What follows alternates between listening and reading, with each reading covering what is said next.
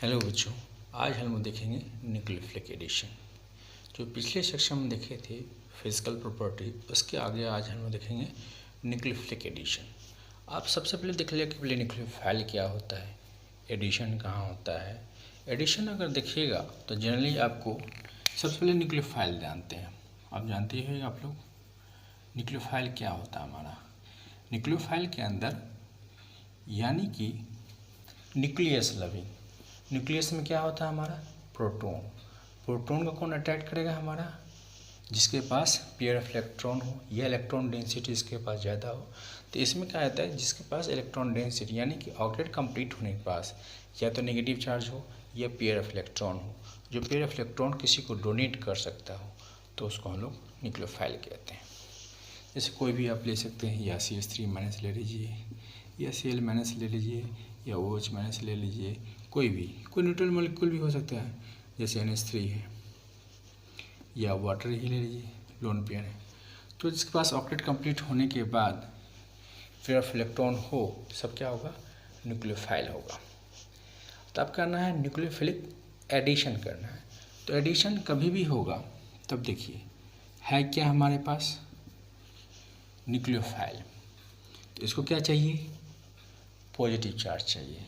ठीक है, तो अगर कहीं पर सिंगल बॉन्ड है तो सिंगल बॉन्ड को रिप्लेसमेंट करेगा तो न्यूक्लियोफिलिक सब्स्टिट्यूशन के अंदर हो जाएगा। एडिशन करने के लिए आपको क्या चाहिए, एक पाई बॉन्ड टूटना चाहिए और 2 सिग्मा बॉन्ड जुड़ना चाहिए। ठीक है, तो पाई बॉन्ड यानी कि या तो यहाँ हो सकता है या CO ग्रुप ऐसा कुछ हो सकता है। अब इसके आप जो लगाइए, अब CO ग्रुप है, आप यहाँ पर दोनों साइड H लगाइएगा तो एल्डिहाइड, एक तरफ R भी लगा दीजिएगा तो भी एल्डिहाइड, दोनों तरफ R लगाइएगा तो कीटोन, यहाँ आप NH2 लगाइएगा अमाइड, इस तरह से क्लोरीन लगाइएगा एसिड हैलाइड, या हाइड्रोजन लगाइएगा एसिड हैलाइड, OR लगाइएगा एस्टर हो जाएगा, OH लगाइएगा एसिड हो जाएगा। यानी कहीं पर भी, यानी कि अगर आपको एडिशन करना है तो पाई बॉन्ड तोड़ना है, तो पाई कहीं पर भी हो सकता है आपका। ठीक है, तो वहाँ पर हम करते हैं, लेकिन इस सेक्शन के अंदर हम कहाँ करना है, आपका CO के बीच यानी कार्बोनिल कंपाउंड के अंदर करना है। CO को, ये हो गया हमारा कार्बोनाइल, ये इससे रिलेटेड जो भी कंपाउंड होगा, अमाइड होगा, एल्डिहाइड होगा, कीटोन होगा, जो भी कंपाउंड होगा, एस्टर होगा, सब क्या होगा, कार्बोनाइल कंपाउंड हो जाएगा। अगर यही डबल बॉन्ड है और यही डबल बॉन्ड है, एडिशन यानी कि न्यूक्लियोफाइल जाएगा पहले और न्यूक्लियोफाइल जाएगा पहले। अब न्यूक्लियोफाइल कहाँ पर जाएगा, यहाँ पर जाएगा या यहाँ पर जाएगा। देखिए इसके पास क्या है, इलेक्ट्रॉन क्लॉड है और दोनों एक्चुअली दोनों की इलेक्ट्रोनेगेटिविटी सेम है, तो कोई पोलराइजेशन नहीं होगा, कहीं पॉजिटिव कहीं पे नेगेटिव नहीं होगा, यानी कि इलेक्ट्रॉन क्लाउड के आपके इसके बीच के अंदर रोटेट करेगा, तो ये न्यूक्लियोफाइल जाएगा इसके अंदर तो रिपल्सन हो जाएगा, यानी कि CC डबल बॉन्ड पे नहीं हो सकता है। तो इसको चाहिए क्या, इलेक्ट्रॉन क्लाउड, यहाँ तो कोई भी क्या चाहिए, यहाँ पे कोई भी इलेक्ट्रोफाइल चाहिए जो इलेक्ट्रॉन डिफिशेंट स्पेसीज होगा, जो पेयर ऑफ इलेक्ट्रॉन एक्सेप्ट कर सकता हो कोई भी, तो इस पे वो काम करेगा। तो यहाँ पर ये काम करेगा तो इलेक्ट्रोफाइल पे लगेगा तो इलेक्ट्रोफिलिक। अब एडिशन कराना है तो अगर इलेक्ट्रोफाइल पे ले गया तो इलेक्ट्रोफिलिक एडिशन, न्यूक्लियोफाइल पे ले गया तो न्यूक्लियोफिलिक एडिशन, जो पहले जाएगा लेकिन फॉलोड बाय दोनों होगा। अगर इलेक्ट्रोफाइल पे ले जाएगा बाद में न्यूक्लियोफाइल जाएगा, न्यूक्लियोफाइल पे ले गया तो इलेक्ट्रोफाइल बाद में जाएगा, यानी जो पहले गया उसके नाम से हम जानते हैं। तो इलेक्ट्रोफाइल पे ले जाएगा तो इलेक्ट्रोफिलिक एडिशन हो जाएगा, न्यूक्लियोफाइल पे ले जाएगा तो न्यूक्लियोफिलिक एडिशन हो जाएगा। यानी कि इस केस में हमारा क्या होगा, इलेक्ट्रोफिलिक एडिशन हो रहा है, इस केस में हमारा क्या होगा, न्यूक्लियोफिलिक एडिशन होगा। तो देखते हैं न्यूक्लियोफिलिक एडिशन कैसे होता है।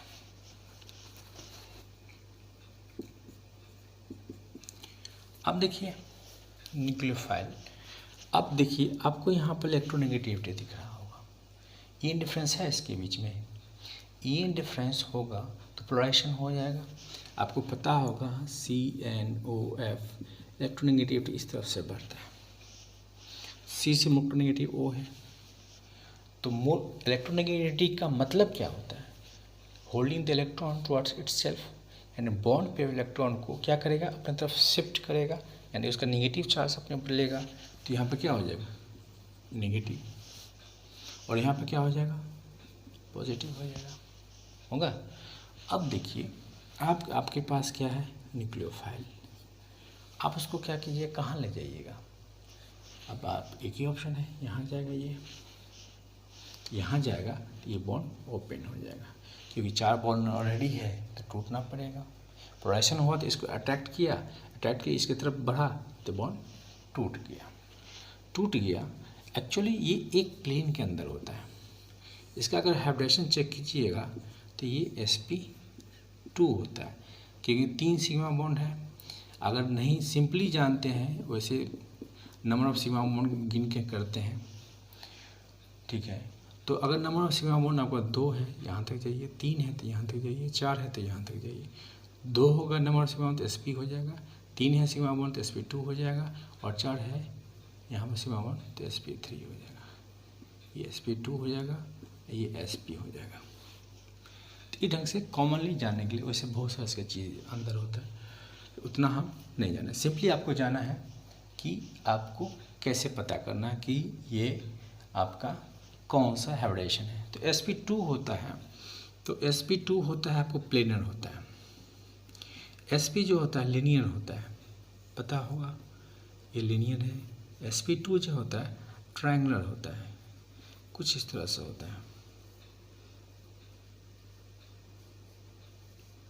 ठीक है। ट्रायंगुलर होता है 120 डिग्री पर, और एक प्लेन के अंदर, ये planar as well as linear होता है, ये प्लेनर होता है। और sp2 sp3 जो है टेट्राहेड्रल हो जाएगा, ठीक है। तो ये ढंग से हम दिखाते हैं टेट्राहेड्रल को, या बाय आप वेज प्रेजेंटेशन के थ्रू भी दिखा सकते हैं ऐसे। खैर ये सब अलग बात है। तो अब हमको क्या है, ये एक प्लेन में है, और न्यूक्लियोफाइल क्या करता है, परपेंडिकुलर इस पर अटैक करता है, अप साइड से इसके ऊपर अटैक करेगा, ये बॉन्ड टूट गया। अब टूट गया तो देखिए ये रिवर्सिबल है, तो टूट गया तो आपको क्या होगा, ये यहाँ पर O- और यहाँ पर आएगा न्यूक्लियोफाइल, आगे न्यूक्लियोफाइल। अब क्या है, अब देखिए 4 बॉन्ड इसका पूरा होगा। अब इसका हाइब्रिडेशन 4 सिग्मा बॉन्ड 1 2 3 4 sp3 हो गया, ठीक है। अब देखिए अगर 4 सिग्मा बॉन्ड तो sp3 होगा, sp3 होता क्या होगा, टेट्राहेड्रल स्ट्रक्चर बनाएगा, है ना। ये क्या है, लीनियर है, ये क्या है, ट्रायंगुलर है, और ये क्या है, ट्रायंगुलर, ये लीनियर, ठीक है, और ये टेट्राहेड्रल। ये 180 डिग्री, ये 120 डिग्री, और ये 109 डिग्री 28 मिनट होता है, या इसको लिख सकते हैं क्योंकि 60 मिनट का 1 मिनट, 60 डिग्री 1 मिनट होता है, तो 28 है तो हाफ लिख सकते हैं आप, अप्रॉक्स, ठीक है। तो ये होता है, ये लीनियर एज वेल प्लेनर, ये प्लेनर होता है, ये प्लेनर एज वेल लीनियर भी हो जाएगा, दोनों होता है। और ये कुछ नहीं होगा, नॉट प्लेनर नॉट लीनियर हो गया आपका। तो अब देखिए, अब ये sp3 हो गया टेट्राहेड्रल, तो इसको लिखेंगे टेट्राहेड्रल, ठीक है। अल्कोक्साइड, कोई भी O पे माइनस हो अल्काइल के साथ, जैसे RO माइनस, क्या कहेगा, अल्कोक्साइड। तो ऐसा ही है, क्योंकि ये कोई भी न्यूक्लियोफाइल है तो बॉन्ड बना लिया, तो क्या होगा, ये कोई भी होगा बॉन्ड, R ही होगा या कोई भी चीज़ होगा यहाँ पर, तो बॉन्ड बनाने के क्या होगा, ये O माइनस है आपके साथ, तो अल्कोक्साइड हो जाएगा, तो अल्कोक्साइड हो गया। तो आपका इंटरमीडिएट हो गया। फर्दर आपका क्या आएगा, ये H+ खींच लेगा मीडियम से, तो आपको बन जाएगा, ये बना लेगा आपको OH, और ये न्यूक्लियोफाइल इस तरह से हो जाएगा, न्यूक्लियोफाइल ये माइनस में खत्म हो जाएगा, ठीक है। तो इस ढंग से आपका बनता है ये। तो इस तरह से आपका न्यूक्लियोफिलिक एडिशन होगा। अब इसके अंदर जो है या तो इसके अंदर सेक्शन में पढ़ना हमको अल्डिहाइड कीटोन, तो हम अल्डिहाइड कीटोन की चर्चा कर लेते हैं कि किस पे फास्ट होगा और किस पे स्लो होगा और क्यों होगा, उसके बारे में हम देखते हैं। उससे पहले हम देखते हैं इसमें कि अल्डिहाइड कीटोन से पहले अब इस दोनों में बताइए, इस स्टेप से यहाँ और इस स्टेप से यहाँ आने में कौन स्लो होगा और कौन फास्ट होगा। आपको पता ही होता है कि स्लो स्टेप आपको रेट डिटरमाइनिंग स्टेप होता है, यानी कि RDS होता है, यानी उसी के ऊपर आपको रेट डिटरमाइन करते हैं, ठीक है। क्या ऑर्डर होगा, क्या मोलिक्युलरिटी होगा, तो आपको स्लो स्टेप पे ही डिपेंड करता है।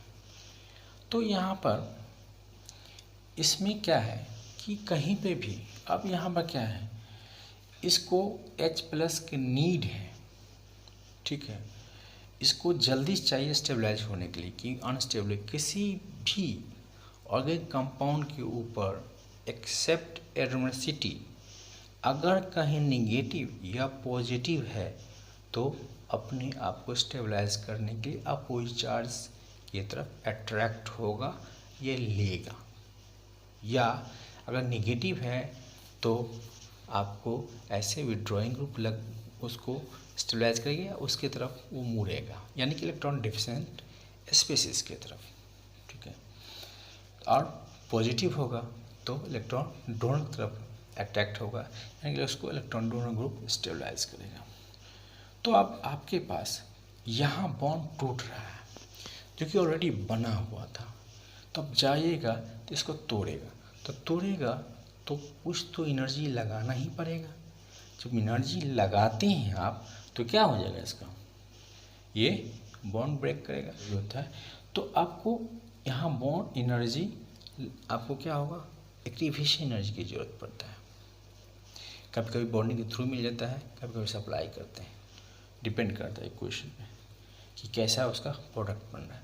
तो अब क्या है कि यहाँ पर अटैक किया तो बॉन्ड टूटेगा तो जाके रिएक्शन करेगा, यानी कि ये प्रोसेस आपका स्लो हो जाएगा। और इसको नीड है H+ को मिल गया तो ये क्या होगा, फास्ट हो जाएगा, ठीक है।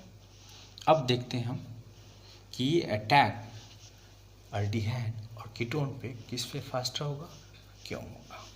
देखिए अब ऐसा है, आप अल्डिहाइड लिखिएगा तो आप ऐसे लिखिएगा या ऐसे लिखिएगा, लेकिन जब आप कीटोन लिखिएगा तो आपको क्या है, दोनों तरफ R देना पड़ेगा, ठीक है। इसको आप ऐसे भी लिख सकते हैं और इसको आप ऐसे भी लिख सकते हैं, ठीक है। इसको आप ऐसे भी लिख सकते हैं, यानी कि R ग्रुप अल्काइल ग्रुप है, यानी कि इसको हम +I कहते हैं। अगर +I टर्म्स नहीं जानते हैं 12th वाले तो कोई प्रॉब्लम नहीं है, ये इलेक्ट्रॉन डोनर ग्रुप होता है, ठीक है। तो देखिए कोई भी अल्काइल ग्रुप डोनर होता है तो इसको मेमोराइज करने की ज़रूरत नहीं होती। कोई भी अल्काइल होगा, इथाइल हो, मिथाइल हो, कोई भी हो। जैसे अगर हम मिथाइल की बात करें तो C और H में मोर इलेक्ट्रोनेगेटिव कौन है आपका, C, तो इसके ऊपर इलेक्ट्रॉन डेंसिटी है। उसी तरह से इसमें यहाँ नेगेटिव है, फिर यहाँ नेगेटिव है, तो ये नेगेटिव किसी को देगा या ये नेगेटिव किसी से लेगा, क्योंकि इसके पास खुद इलेक्ट्रॉन डेंसिटी है तो ये किसी को सप्लाई करेगा। इसीलिए कभी भी ये डोनर होता है, क्योंकि इंडक्टिव इसलिए क्योंकि ये पेयर ऑफ इलेक्ट्रॉन डोनेट नहीं कर सकता। जब भी करेगा तो ये सिग्मा बॉन्ड के थ्रू जो हो इसके पास है, सिग्मा बॉन्ड के थ्रू ही कर पाएगा, डेली ही सप्लाई कर पाएगा, क्योंकि इंडक्टिव इफेक्ट में सिग्मा बॉन्ड के थ्रू मेजरमेंट या रेजोनेंस इफेक्ट इसको कहते हैं, वो हम लोन पेयर्स के अंदर सप्लाई हो, वो तो लोन पेयर है नहीं इसके पास। तो ये हमेशा ध्यान रखिएगा, कोई भी अल्काइल ग्रुप होता है तो वो इंडक्टिव इफेक्ट +I शो करेगा। तो जैसे जैसे ब्रांच बढ़ेगा, जैसे तो ये सब इलेक्ट्रॉन जैसे करता है, इसमें 2, इसमें 1। तो जैसे जैसे हम बढ़ते हैं टर्सरी की तरफ, वैसे वैसे प्लस आई इफेक्ट बढ़ जाएगा। 1 2 3 और 4 करते हैं, यानी कि हम 4 का ज़्यादा होगा, फिर 3 का होगा, फिर 2 का होगा, फिर 1 का होगा। ठीक है, मतलब जब यहाँ R ग्रुप लगेगा तो इंडक्टिव ज़्यादा शो करेगा। तो जो जितना ज़्यादा शो करेगा वो उसके लिए, अब जैसे देखिए, उससे पहले हम समझते हैं कि अगर ये C या O में हम बताए थे कि CONF इलेक्ट्रोनेगेटिव इधर बढ़ता है, तो C से इलेक्ट्रोनेगेटिव कौन हो गया ज़्यादा? O, तो नेगेटिव आएगा, इस पर पॉजिटिव आएगा। R ग्रुप है तो कोई इसी में से कोई R होगा, तो जैसे जैसे नीचे की तरफ है प्लस आई इफेक्ट बढ़ते जाएगा, और प्लस आई जैसे जैसे बढ़ रहा है तो ब्रांचिंग बढ़ते जा रहा है। तो ब्रांचिंग बढ़ने से क्या होगा? स्टेरिक हिंड्रेंस होगा। स्टेरिक हिंड्रेंस जानते ही होइएगा, जो साइज ऑफ ग्रुप के चलते हो, जितना बड़ा साइज होगा ग्रुप का उतना रिपल्सन होगा, यानी रिपल्सन टर्म्स को ही हम साइज चलते रिपल्सन टर्म्स को हम क्या देते हैं? Steric hindrance. जैसे हम मिथाइल के केस लें, तो इतना तो बॉन्ड है इसके पास, सब बॉन्ड के पास इलेक्ट्रॉन होगा, तो क्या होगा कि कोई भी निगेटिव है, जैसे कोई न्यूक्लियोफाइल जाएगा तो ये सबसे रिपल्सन स्टार्ट हो जाएगा। और साथ ही क्योंकि ये पॉजिटिव कैरेक्टर दिया है, निगेटिव कैरेक्टर सप्लाई किया है इसको, यानी इंडक्टिव इफेक्ट में ये क्या है? प्लस आई शो किया है, यानी कि इलेक्ट्रॉन इसको सप्लाई किया है, तो ये पॉजिटिव कैरेक्टर घटना शुरू हो जाएगा, और घट जाएगा तो इसका अट्रैक्शन भी कम हो जाएगा। साथ ही इस ब्रांचिंग के चलते आपका क्या होगा? रिपल्सन भी स्टार्ट हो जाएगा। यानी जैसे जैसे हम नीचे की तरफ जाएंगे, यहाँ से यहाँ, यहाँ से यहाँ, तो क्या ग्रुप बढ़ते जाएगा। एक CH3 और बाद हम यहाँ लगा दें तो उसके पास क्या होगा? और ब्रांच हो जाएगा। अब जैसे देखिए कितना ब्रांच हो गया, अब इस पर और क्या होगा? हिंड्रेंस पैदा करेगा। उस तरह से जैसे जैसे ब्रांचिंग बढ़ेगा आपका हिंड्रेंस बढ़ते जाएगा, और यहाँ पॉजिटिव कैरेक्टर घटते जाएगा।